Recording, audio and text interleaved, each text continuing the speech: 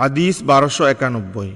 আনাস ইবনে মালিক রাদিয়াল্লাহু তাআলা আনহু থেকে বর্ণিত যে রাসূলুল্লাহ সাল্লাল্লাহু আলাইহি ওয়াসাল্লাম বলেছেন, মৃত বান্দাকে যখন তার কবরে রাখা হয় এবং তার সাথী এতটুকু মাত্র দূরে যায় যে সে মৃত ব্যক্তি তখনও তাদের জুতার আওয়াজ শুনতে পায়, এ সময় দুজন ফেরেশতা তার কাছে এসে তাকে বসান এবং তারা বলেন, এই ব্যক্তি অর্থাৎ মুহাম্মদ সাল্লাল্লাহু আলাইহি ওয়াসাল্লাম সম্পর্কে তুমি কি বলতে?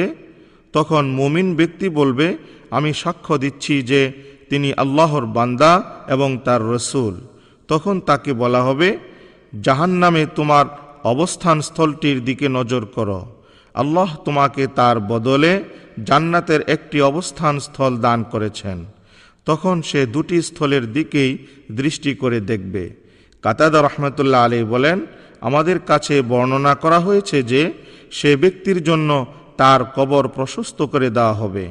এরপর তিনি কাতাদা পুনরায় আনাস রাদিয়াল্লাহু তাআলা আনহু এর হাদিসের বর্ণনায় ফিরে আসেন। তিনি আনাস রাদিয়াল্লাহু তাআলা আনহু বলেন, আর মুনাফিক বা কাফির ব্যক্তিকেও প্রশ্ন করা হবে, তুমি এই ব্যক্তি মুহাম্মদ সাল্লাল্লাহু আলাইহি ওয়াসাল্লাম সম্পর্কে কি বলতে?